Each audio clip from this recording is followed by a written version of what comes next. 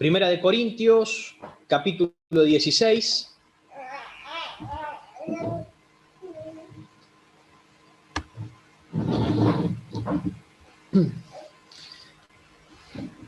Vamos a comenzar con este nuevo capítulo.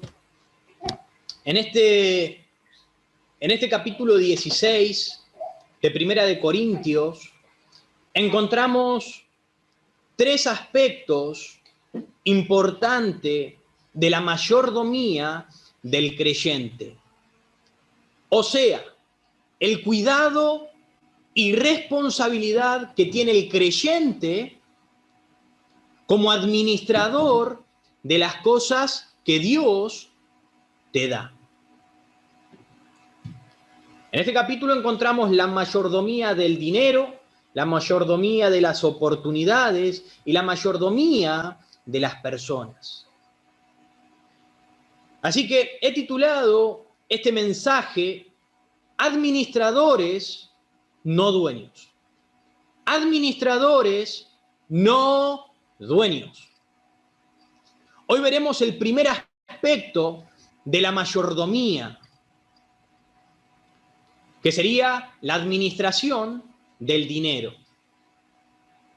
Así que vamos a leer Primera de Corintios, capítulo 16, vamos a leer desde el versículo 1 hasta el versículo 4. Versículo 1 hasta el versículo 4.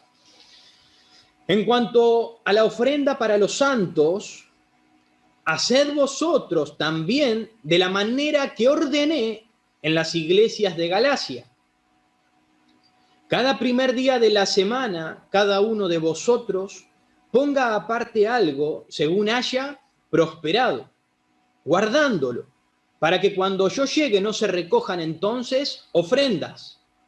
Y cuando haya llegado a quienes hubieres designado por carta, a estos enviaré para que lleven vuestro donativo a Jerusalén. Y si fuere propio que yo también vaya, irán conmigo. Nuestro tema en esta mañana es ofrendas a los santos. Ofrendas a los santos. Y les animo que no pierdan la atención.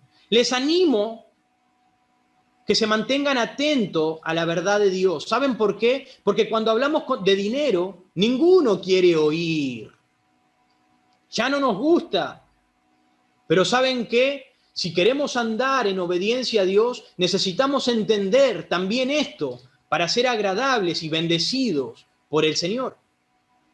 Ahora, si prestan atención al libro de Corintios, verán que es interesante observar que Pablo mencionó la ofrenda justo después de exponer acerca de la resurrección de Jesús.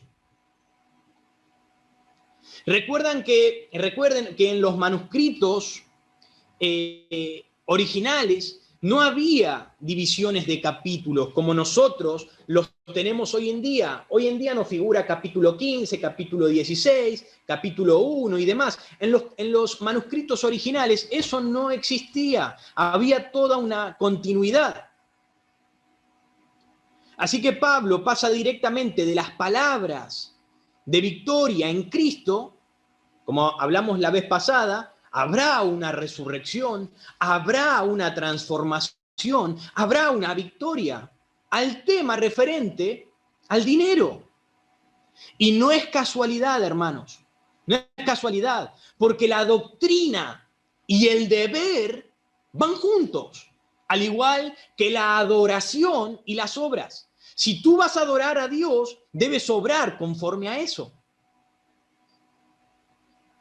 Así que Pablo finaliza el capítulo 15 en el versículo 58 diciéndoles así: así que, hermanos míos amados, estad firmes y constantes, creciendo en la obra del Señor siempre, sabiendo que vuestro trabajo en el Señor no es en vano.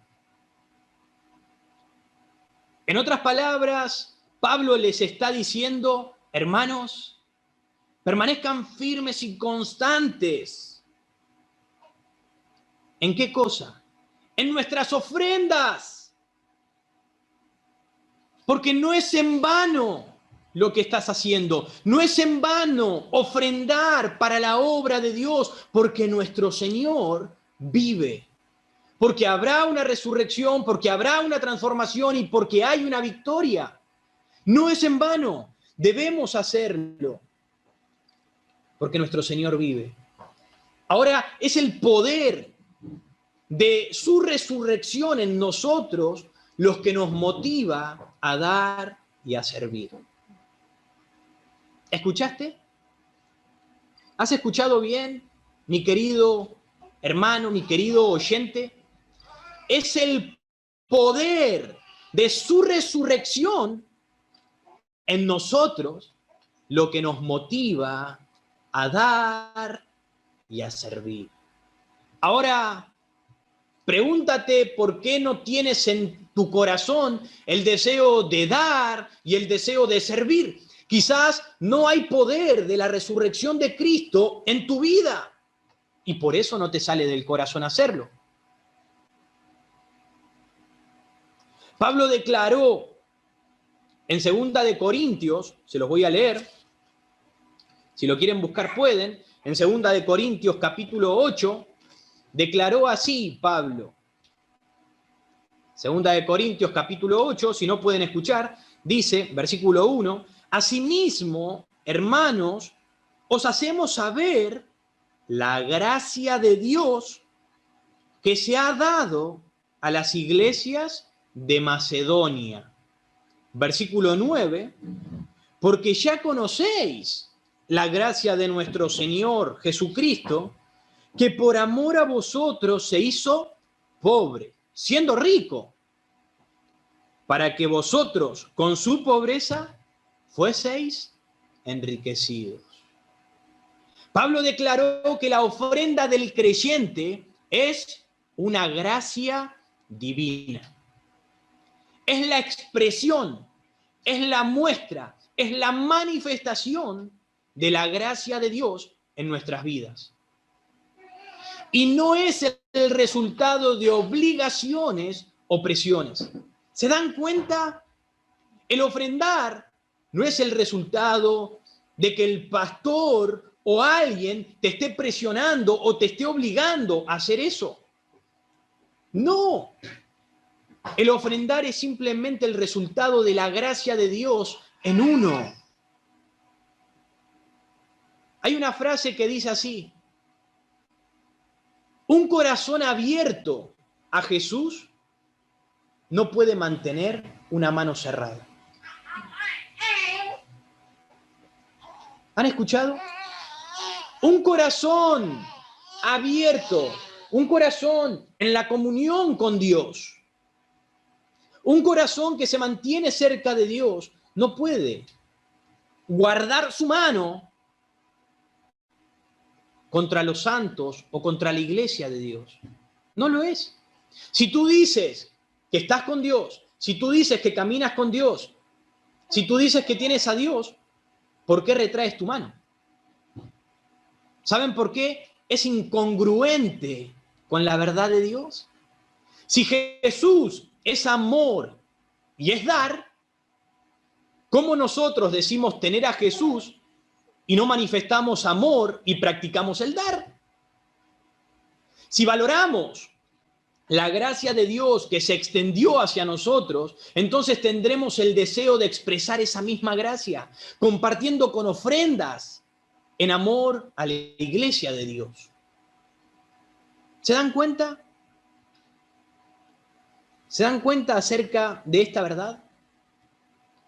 Así que, mis hermanos, los buenos ejemplos de otros cristianos e iglesia deben estimularnos para hacer lo que es correcto y agradable a Dios.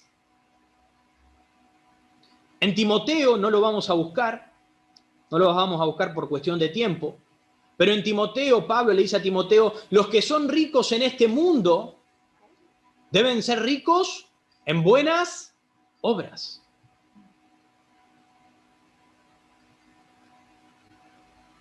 Los que son ricos en este mundo y tienen a Cristo en su corazón, han recibido la gracia de Dios, deben ser ricos en buenas obras, deben ser dadivosos, deben dar y compartir con los otros. También nos dice que la mano diligente no se enriquecerá sin la bendición divina. Quizás tú no eres rico, quizás tú eres un trabajador diligente, perseverante, constante, que trabaja y trabaja y trabaja y trabaja y trabaja, pero debes entender que tu mano no se enriquecerá sin la bendición de Dios. Sin la bendición de Dios. Y para recibir la bendición de Dios, tú debes cumplir en obediencia a lo que Dios nos manda. ¿Qué más adecuado para estimularnos a la caridad con el pueblo e hijos de Dios que mirar todo lo que tenemos como dádiva, como regalo suyo?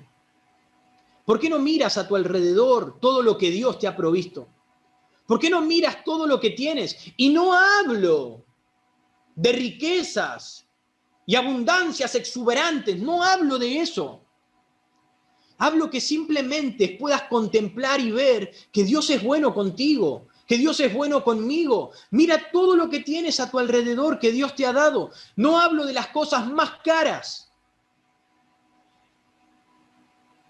Simplemente todo lo que Dios te ha dado. Viendo toda esa gracia que Dios te ha dado, ¿cómo no estimularnos a nosotros también a compartir y ofrendar con otros? Las obras de misericordia son frutos reales. Son frutos reales del amor verdadero a Dios. Y por tanto son servicios apropiados para el Señor. ¿Quieres servir a Dios? ¿Quieres hacer algo, una obra que sea agradable a Dios? Ofrenda. Ofrenda. Da de lo que tienes a los santos, a la iglesia de Dios. Esa es una buena obra. ¿Recuerdan el jueves? Les hablé acerca de una obra que es recordada ante los ojos de Dios. ¿Cuál era esa obra? Son aquellas obras que se hacen en sacrificio a través de la fe en Jesucristo. Así que no puedo hacer nada para Dios, no estoy haciendo nada para Dios. Bien, ofrenda, ofrenda, ayuda al pueblo de Dios. Miremos cómo comienza el versículo 1 de Primera de Corintios. Versículo 1 de Primera de Corintios dice: en cuanto a la ofrenda para los santos, haced vosotros también de la manera que ordené en las iglesias de Galacia. Es interesante porque Pablo les dice, haced. Si ustedes ven, esa palabra haced termina ed, la letra ed.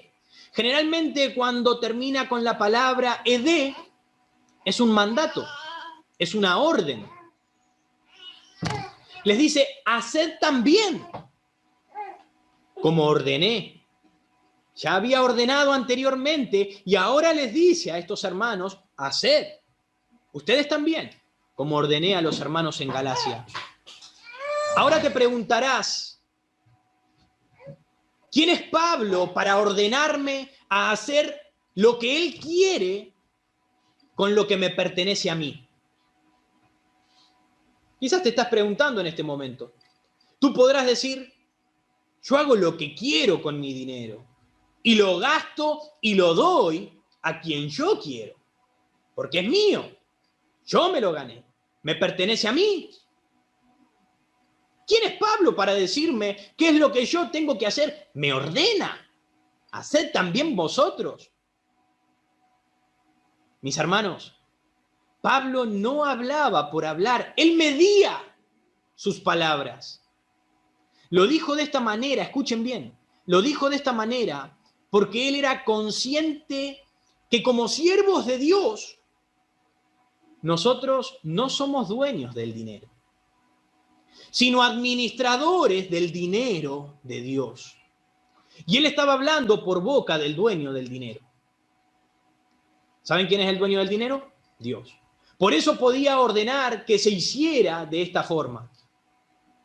Por este motivo, debes entender que existe una gran diferencia entre ser dueño y ser administrador. Por eso titulé este mensaje Administradores y no dueños. Administradores y no dueños. En una empresa, el dueño es probablemente el que creó, el que levantó, el que puso los fundamentos y puso los fondos para que se estableciera y creciera ese negocio o esa empresa. Mientras que el administrador es el individuo que representa y dirige el negocio, pero no lo inició ni le pertenece. ¿Se dan cuenta? Dios te creó, por tanto le perteneces por completo. A Dios le pertenece tu tiempo, a Dios le pertenecen tus fuerzas, a Dios le pertenece tu dinero, a Dios le pertenece tu vida. Tú eres el administrador de todo lo que conlleva tu vida, pero no eres el dueño. Por esto Pablo podía decir con suma tranquilidad, haced también como ordené. Pablo le dio una gran importancia al dinero que se estaba reuniendo para los cristianos necesitados en Jerusalén. Si ustedes ven el versículo 3, luego de la coma, dice, a estos enviaré para que lleven vuestro donativo a Jerusalén. Esta colecta no solo tenía una motivación filantrópica, o sea, de amor desinteresado hacia el prójimo, sino que representaba un gesto único de solidaridad de los gentiles hacia los judíos. ¿Saben por qué? Normalmente los judíos de la diáspora, o sea, de la dispersión, los judíos que fueron dispersados de la tierra a otros lugares, enviaban ofrendas a sus hermanos judíos de Jerusalén. Pero el hecho de que las iglesias gentiles, o sea, aquellos que no pertenecían a Israel, reunieran dinero para los cristianos judíos, mostraba la naturaleza del evangelio que podía romper con las duras barreras raciales y culturales. Eso mostraba la gracia de Dios en sus vidas. ¿Se dan cuenta? Porque una cosa es que ayuden los judíos que habían sido dispersados, a los judíos residentes, a que ayuden los gentiles, los que no pertenecen al pueblo, a los judíos. ¿Se dan cuenta? Era importantísimo. Era un gesto grandísimo de amor. Ahora se desconoce la causa exacta de la pobreza que padecían algunos de los hermanos en Jerusalén. Una de las cosas es que se cree que era resultado del hambre que había profetizado el profeta Agabo. Quizás no lo conocen mucho porque se nombra muy pocas veces en las Escrituras, en el Nuevo Testamento, en el libro de los Hechos.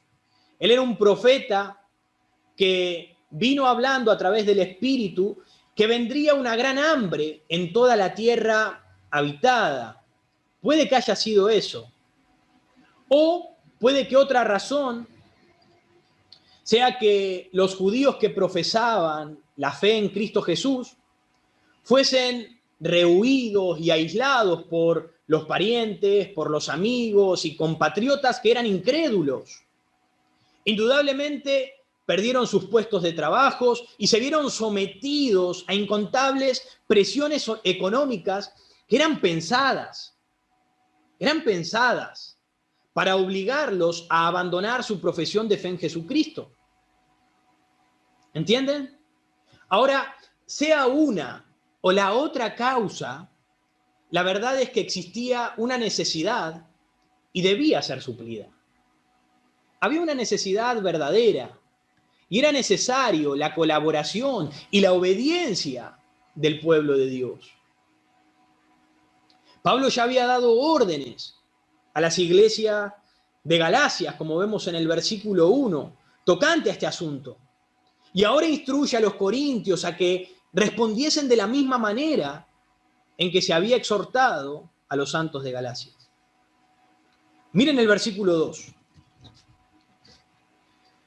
Cada primer día de la semana, cada uno de vosotros ponga aparte algo según haya prosperado, guardándolo, para que cuando yo llegue no se recojan entonces ofrendas. Entendamos una cosa. Aunque las instrucciones dictadas en este versículo 2, que recién acabo de leer, fueron dadas para una colecta específica, en este caso, el versículo 3 dice, para Jerusalén. Sin embargo, los principios que encontramos acá tienen un valor permanente y perdurable. No fue solamente para aquellos tiempos. La enseñanza que encontramos en estos versículos tienen una verdad actual que nosotros debemos entender y debemos aplicar. Miremos esos principios que debemos procurar aplicar en obediencia. Versículo 2, en primer lugar, dice, cada primer día de la semana, cada uno de vosotros ponga aparte algo. Qué difícil. Pero en primer lugar, el primer principio que debemos aplicar en obediencia es este. La ofrenda debe hacerse el primer día de la semana. Pensemos en esto. Jesús había resucitado el primer día de la semana. El día de Pentecostés fue el primer día de la semana. Los discípulos se reunían el primer día de la semana para partir el pan, para orar y para ministrar. Ahora han de poner algo aparte para los santos cada primer día de la semana. ¿Se dan cuenta la importancia y por qué a veces insisto con el reunirnos? Ellos daban cada primer día de la semana. Ahora, debemos entender que el pago del salario en aquellos tiempos era diferente al pago del salario en nuestra actualidad. En aquellos tiempos aparentemente cobraban cada primer día de la semana. Hoy en día, muchos de nosotros cobramos cada 15 días o cada un mes. Ahora, entendamos el principio. Cuando recibes lo que Dios te ha prosperado, entonces debe apartarlo para Dios. No importa cuánto obtienes esa paga. Lo importante es que sea algo sistemático. Lo importante es que esa ofrenda sea sistemática. ¿A qué nos referimos con sistemático? A aquello que respeta o se adapta a un sistema. En este caso, adaptarse y respetar el separar ofrendas cada vez que recibimos las ganancias de Dios. ¿Se dan cuenta? Eso es algo sistemático. Ser obedientes y respetar ese mandato de Dios. Cada vez que cobro, sea cada 15 días o sea al mes, separo para dar al Señor. ¿Por qué? Versículo 2, nuevamente. Versículo 2. Luego de la coma, casi la última parte, para que cuando yo llegue, no se recojan entonces ofrendas. Para que cuando yo llegue, no se hagan entonces colectas.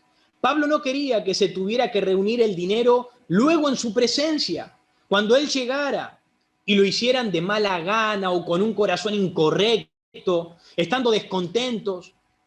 Él se daba cuenta de la seria posibilidad de dar sin una debida preparación del corazón y del bolsillo. Es necesario que haya una preparación. En segundo lugar, el segundo principio importante es que la donación, o sea, la ofrenda, debe ser proporcional. Proporcional. Miren el versículo 2. Cada primer día de la semana, cada uno de vosotros ponga aparte algo, dice, según haya prosperado. Según haya prosperado. Escucha bien, querido oyente. Dios no te demanda más de lo que te da. Si te dio 5, te dio 10 o 50, Él te pide una parte de todo lo que te proveyó. Los diezmos, hago un paréntesis, los diezmos son el 10% de las ganancias que Dios te da mensualmente. Eso significa la palabra diezmo, 10% de la ganancia que Dios te prosperó, que Dios te dio mensualmente. Pero en cuanto a las ofrendas, que es una cosa distinta, en cuanto a las ofrendas no nos dice una cantidad establecida, solo nos dice cada primer día de la semana ponga aparte algo, según haya prosperado. Puede ponerse como base el 10%, como en el diezmo, o lo que Dios te ponga en el corazón, lo que Dios te esté moviendo a dar. Eso es una ofrenda.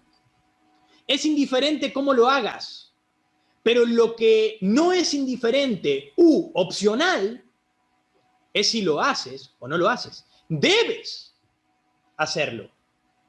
Debes hacerlo, porque eso es lo que el Señor nos está mandando a hacer. Quizás en este momento dices, es mucho. Me pide diezmos, me pide ofrendas. Amigo mío, ¿dejas de vestir y de comer porque en los negocios te piden mucho por la inflación que hay? Creo que no. Entonces, ¿por qué dejar de hacer lo que el Señor nos pide?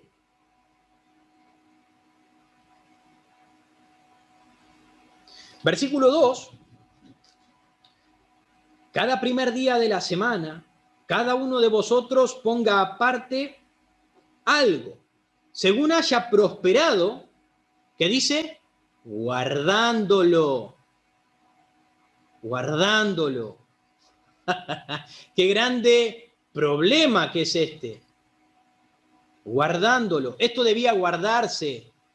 No debía de ser algo errático, que va de un lugar a otro, que es imprevisible, como suele suceder, ¿no? A muchos. Por ejemplo, lo separamos como un dinero reservado para ocasiones especiales que nos surjan. Nos surge algún imprevisto, tengo la ofrenda de Dios, entonces la uso para esto. No, no. Este don debía apartarse de otro dinero y había de ser dedicado a lo que el Señor estaba mandando, no para alguna situación especial. No para una situación especial. Nosotros no guardamos el dinero del alquiler para alguna situación especial. La guardamos para el alquiler. Nosotros no guardamos el dinero de la luz y del agua por si surge alguna situación especial. La guardamos para ese propósito. Y de la misma manera, la ofrenda de Dios debe guardarse para eso. No para si surge algún imprevisto. Como suele suceder hoy en estos tiempos. ¿Saben cuál es el problema? Es que muchos creyentes,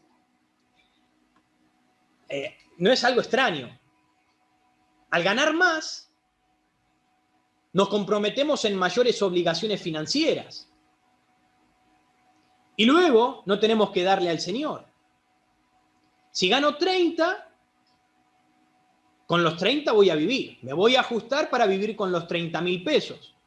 Ahora, si gano 50, mi nivel de vida va a subir a los 50. Voy a tratar de alquilar un mejor lugar para tener un poquito más de comodidad y voy a gastar esos 50. Si cobro 100, mi nivel, mi estándar, va a subir a los 100. Y luego no tenemos que darle al Señor. En vez de hallar en nuestras finanzas un nivel adecuado y permanecer allí, continuar tratando de subir más y gastando sus ingresos en vez de invertirlo.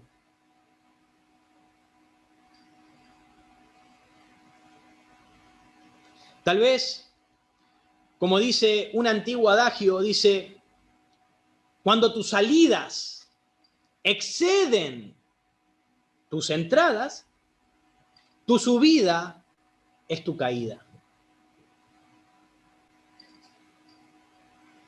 ¿Le parece cosa extraña lo que estoy diciendo, mis hermanos? Yo creo que esto es algo muy común en la actualidad, con el consumismo y las posibilidades al alcance de la mano para obtener todo lo que deseamos, como por ejemplo las tarjetas de crédito.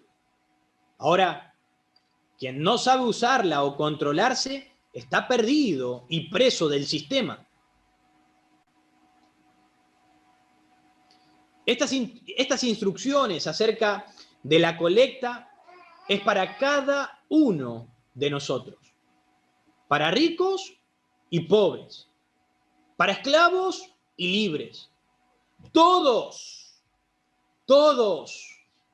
habían de tener parte en el sacrificio de dar de las propias posesiones. Así que también hoy, como hijo de Dios o como hija de Dios, es tu responsabilidad cumplir con esto para el Señor. De hecho, si no lo estás haciendo, estás en falta contra el Señor. Versículo número 3. Y cuando haya llegado a quienes hubiereis designado por carta, a estos enviaré para que lleven vuestro donativo a Jerusalén. Enviaría luego la ofrenda a Jerusalén por mano de personas elegidas por los corintios, con carta de presentación para ellas. Se exigía que estas personas fueran responsables. Este versículo nos da un atisbo, un principio muy valioso en el cuidado que debería tomarse con los fondos que se recogerían en la asamblea cristiana, en la iglesia. Es digno de observar que los fondos no se debían confiar a ninguna persona individual. Ni el mismo Pablo debía ser el único receptor de todo ese dinero. Yo este asunto lo he hablado con varios hermanos de nuestra iglesia. En segundo lugar, observamos que las disposiciones acerca de quién iba a llevar el dinero no fueron arbitrariamente hechas por el apóstol Pablo. Él no tomó la decisión. Esa decisión fue tomada por la asamblea. Esa decisión fue tomada por la iglesia local. Cuando seleccionasen a los mensajeros, Pablo los enviaría a Jerusalén. Esa es la forma de manejar el dinero. Quizás ustedes están preguntándose, tengo que dar diezmo, tengo que dar ofrendas, ¿para qué? ¿Para que el pastor las use y las administre como él quiere? No. Yo no soy el dueño de ese dinero, ni yo manejo todo ese dinero. En primer lugar, ese dinero es de Dios y lo manejan personas establecidas por la iglesia para los fines espirituales. ¿Se dan cuenta? Y en el versículo 4, y si fuere propio que yo también vaya, dice, irán conmigo. Si lo creen necesario, Pablo iba a viajar con quienes llevasen la carta y el dinero. Pero presten atención a esto porque es interesante. Observamos que en el versículo 4, él les dice, y si fuere propio que yo también vaya, dice, irán conmigo. Irán conmigo. Y no iré con ellos. Tal vez es una alusión a la autoridad que Pablo tenía como apóstol. No habla de acompañarlos a ellos, sino que ellos lo acompañen a él. Como apóstol de los gentiles, él tenía su ministerio, no en Israel, sino con los gentiles. Él se ve a sí mismo yendo a la iglesia de Jerusalén con las ofrendas de los cristianos gentiles. Si Pablo debía ir, él sería el líder, el referente de aquellos gentiles. Aquel pueblo que no pertenecía a Israel en la carne, pero sí en el espíritu. Para hacer notoria esa ofrenda de amor que traían en obediencia al Señor. Así que a modo de conclusión, mis hermanos, finalmente la ofrenda fue reunida, la ofrenda fue llevada, fue transportada a Jerusalén, aunque aparentemente los corintios no siguieron la enseñanza del dar en la forma sistemática indicada, como recién acabamos de ver. Dar cada vez que uno recibe el fondo de Dios. Aparentemente no lo hicieron, aparentemente no lo guardaron. Miren, si lo quieren buscar, lo buscan, si no se los leo yo. Segunda de Corintios, capítulo 8. En el versículo 8 dice así, pueden escuchar. Dice, no hablo como quien manda, sino para poner a prueba, por medio de la diligencia de otros, también la sinceridad del amor vuestro. Pablo en este capítulo está hablando de otros hermanos que dieron más allá de sus fuerzas, de otros hermanos que sin importar la pobreza obedecieron a Dios y dieron al Señor.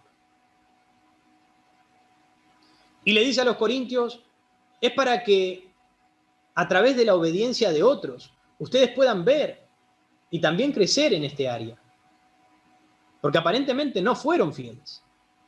Aparentemente no obedecieron. Ahora, mis amados, ¿cuánto tiempo y energía podría ahorrarse en la obra de Dios si el pueblo de Dios simplemente ejercitara la disciplina de obedecer a Dios en dar lo que a cada uno le corresponde según haya prosperado el Señor? ¿Cuánto más podríamos expandir la obra de Dios? ¿Cuánto más podríamos hacer en ayudar a otros si tuviésemos a disposición la ofrenda de los santos? ¿Cuánto más? Recuerda, administradores, no dueños. No eres el dueño, eres el administrador de las cosas que Dios te da. Y debes entender que es el poder de la resurrección de Cristo en uno lo que motiva a dar y servir. Si aún no tienes a Cristo, no te preocupes por dar. Pero si tienes a Cristo, debes preocuparte. Porque como Cristo mostró su amor para con todos, y como Cristo se dio a sí mismo en ofrenda para nosotros, ¿cómo nosotros, teniendo a Cristo en nuestro corazón, no podemos ofrendar un poco de dinero? ¿Cómo nosotros, teniendo a Cristo en nuestro corazón, no mostramos amor para con la iglesia de Dios? La iglesia con la que Cristo dio su vida. La ofrenda del creyente es una gracia divina. Es la expresión, la muestra, la manifestación de la gracia de Dios en tu vida. Y no el resultado de obligaciones o presiones. Recuerda esto.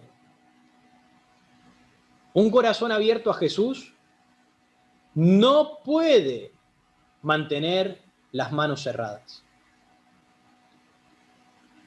Si estás caminando con Dios, si tienes a Cristo en tu corazón, no puedes mantener tu mano cerrada hacia los santos y hacia la obra de Dios. Ahora, pregúntate por qué tienes tu mano cerrada siendo hijo o hija de Dios. Pregúntate por qué. Quizás te crees dueño y no administrador.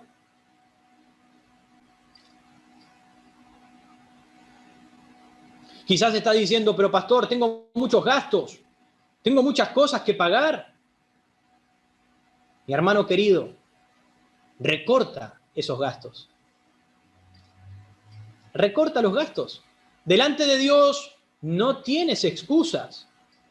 Puedes excusarte conmigo, pero no excusarte delante de Dios, quien es el que te da el bien material. Pero pastor, tengo que ayudar a mi familia. Mi familia no tiene dinero. ¿Cómo puedo hacer? Recorta los gastos. No dejes de darle a tu familia, pero recorta en otros gastos. Debes hacer eso sin dejar de hacer lo otro. Haz eso que estás haciendo, pero no dejes de hacer la voluntad de Dios también. ¿Es difícil? Sí, porque quizás esa ofrenda que le estás dando a Dios la puedes usar para irte a un McDonald's. Quizás esa ofrenda que le estás dando a Dios la puedes usar para comprarte un kilito de helado. Quizás porque esa ofrenda que le estás dando a Dios la puedes usar para cargarle combustible al vehículo.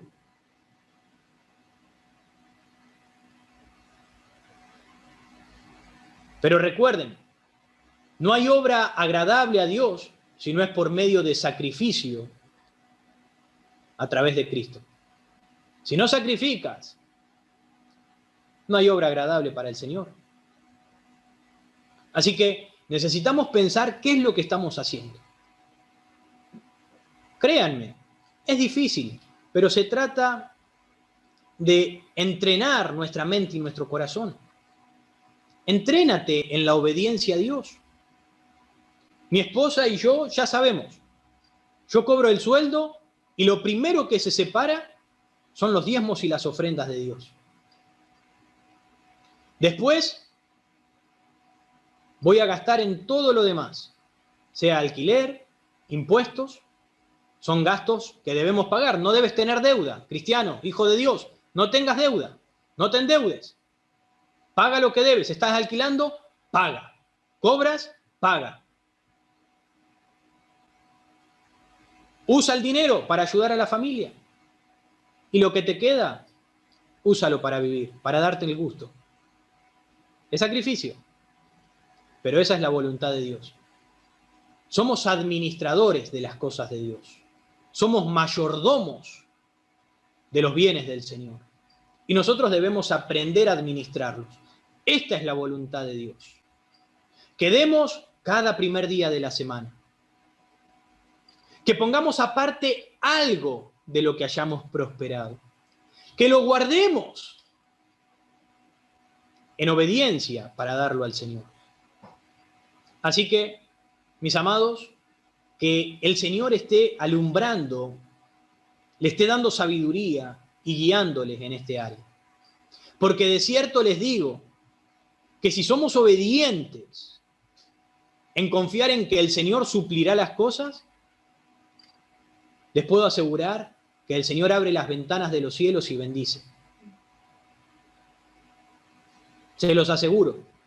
Si aún no lo haces es porque no confías en el Señor, porque no sabes lo grande que es tu Dios. No tienes ni idea de quién es Jehová de los ejércitos, de quién es el gran yo soy. No tienes idea del poder que tienes en Cristo. Así que ponte en obediencia y ve la gloria de Dios. Recibe las bendiciones de Dios. Porque puede que al no estar obedeciendo a Dios, todo lo que trabajas y todo lo que ganas cae en saco roto. Cae en un bolsillo roto. Metes dinero y se cae por el agujerito, se va todo. Y uno dice, che, ¿qué pasó con la plata? No me rinde, no me alcanza, ¿qué pasa? No eres prosperado por Dios. No puedes hallar el gozo y el contentamiento en lo que tienes. Mas cuando obedeces a Dios en lo poco que tienes, podrás ver la gloria de Dios y podrás vivir con gozo y contentamiento en tu corazón. Les animo, mis amados, les animo que puedan obedecer en este área. Podamos obedecer en este área. Vamos a orar. Grandioso Dios, gracias por tu palabra, Señor, por una vez más, alentarnos, exhortarnos, motivarnos, Señor, a entrar en obediencia a ti, Padre. A hacer a un lado nuestros deseos, nuestros gustos, y poner en primer lugar lo que tú nos mandas. Oh, te pido, Dios, que obres en el corazón de mis hermanos. Por favor, te pido, Señor, ayúdales. Ayúdales, Dios. Por favor, quita nuestras excusas. Y danos ese corazón de dar en amor para ti, como tú has hecho con nosotros. Te pido, Señor, que obres en nuestras vidas. Haznos crecer en Cristo Jesús.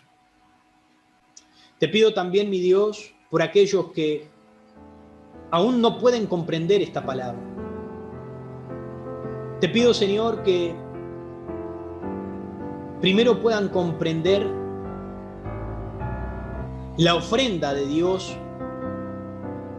la ofrenda que tú has dado para nosotros, Señor. Que ellos puedan entender primero esto, que tú lo ofrendaste todo, Señor.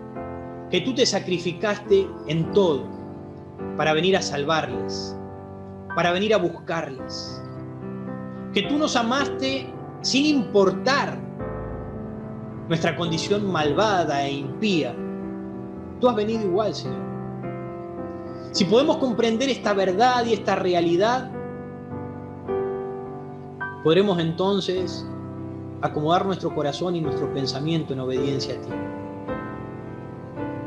Pido que salves, Señor. Pido que traigas salvación, que traigas libertad del alma, que haya arrepentimiento, que haya fe en Jesucristo. Te lo pido en el nombre de Jesús. Amén.